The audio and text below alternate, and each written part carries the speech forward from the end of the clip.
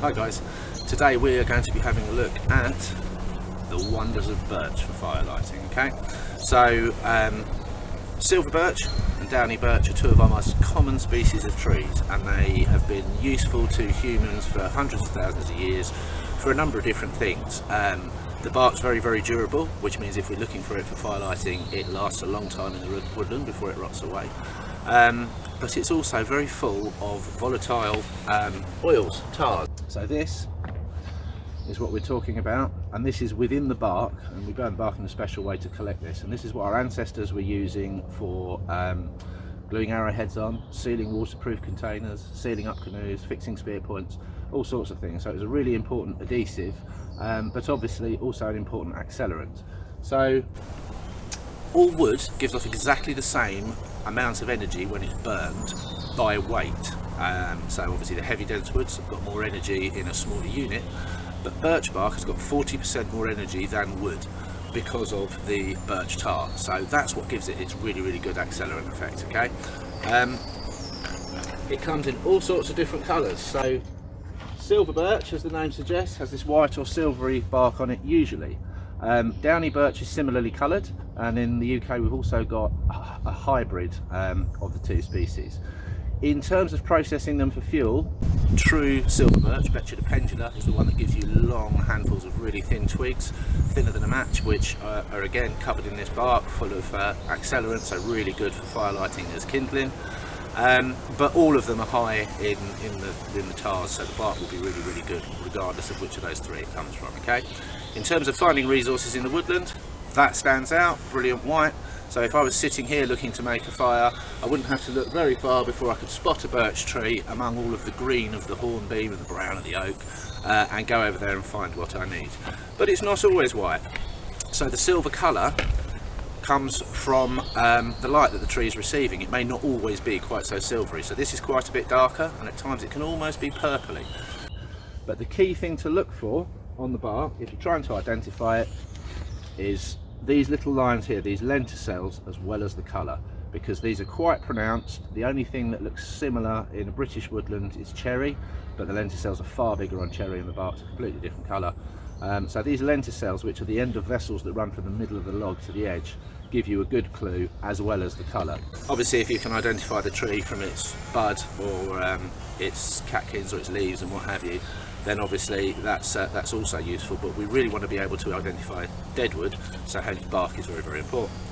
So if we're trying to light a fire with birch bark, depending on what type of bark we've got, there's a few different ways we might want to approach it. So this is very thick and durable. If we want to light a piece of this, weak one way and strong the other, so it tears along the lenticels. If we want to light a piece of this, we have got a couple of options. There's some very fine stuff on here, on the outer bark, which will lift up, and it's ever so delicate, and that will take a spark very easily.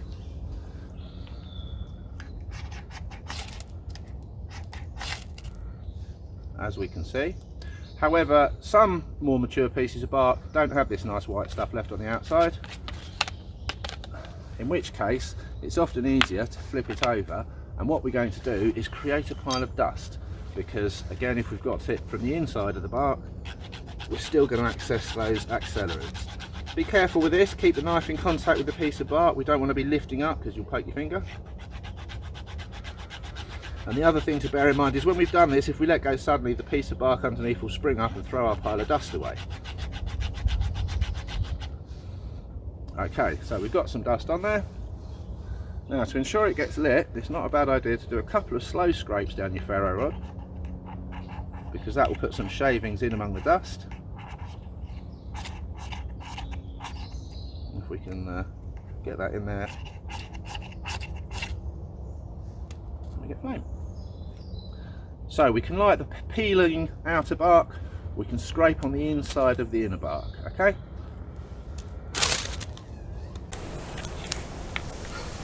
But often when we collect it, we're going to be collecting from a living tree. Now, if we're collecting from a living tree, we never want to cut into the bark and see the dark brown inner bark, because if we've done that, and we've gone all the way around the tree, we've ring barked the tree, and we've probably killed it. It won't be able to transport moisture from the ground upwards because the bark is its waterproof layer. So this is what sheds naturally from the tree, and if you come across the right birch tree, there'll be absolutely stacks of this hanging off in handfuls if it's not a woodland that a lot of people go camping in. If it is, you may find it's all been picked away. And this is about as fine as the bark gets, so a few scrapes into here.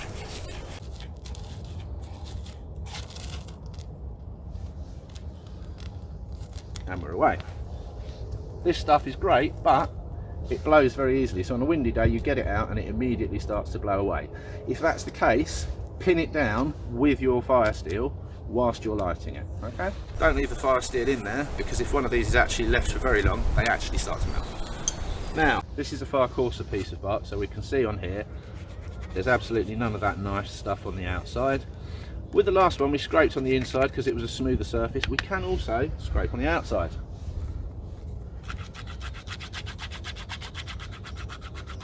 Once we get through the white bit, then we're really accessing the same material, just from a different side of the bark. Again, keeping the knife in contact all the time so I'm not liable to lift it up and put it back down and accidentally poke my finger.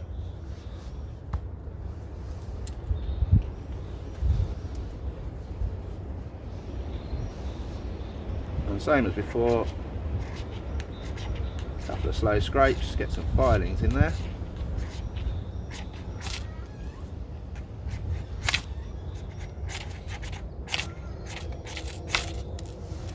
And away we go. Now the last type of bark that we're likely to encounter is neither as thin as the previous one nor as thick as this. And this can be a little bit awkward. Ideally we want to separate the bark, but where we can't easily do that, there is one other little trick. So if I just find a thicker piece of bark in my tinder pouch, and the tinder pouch here is a clue. Don't wait until you're trying to light a fire to find the right tree. Instead, when you come across one, gather the bark there and then, because it will make your life a lot easier come the time to light a fire. So for this, we could peel this one apart, to be honest, but we're going to pretend it's not obliging. So the other option we've got is to cut it like a carrot. So rock the knife through.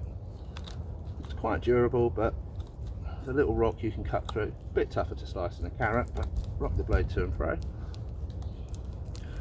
And what we're making are streamers, a little bit like party poppers, for those of you that know what they are.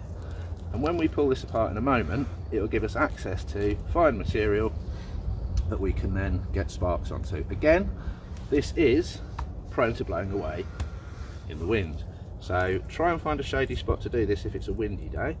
But we're going to open these out a little bit, and as we do so, we can see they start to delaminate and all of this fine stuff comes off. So a nice little pile of that.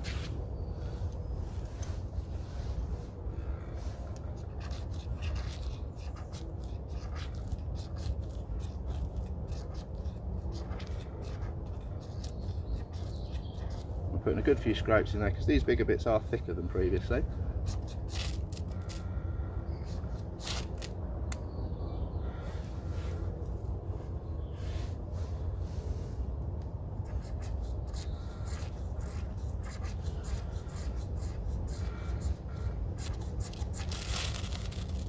And there we go. And you see these little curls. Give lots of oxygen.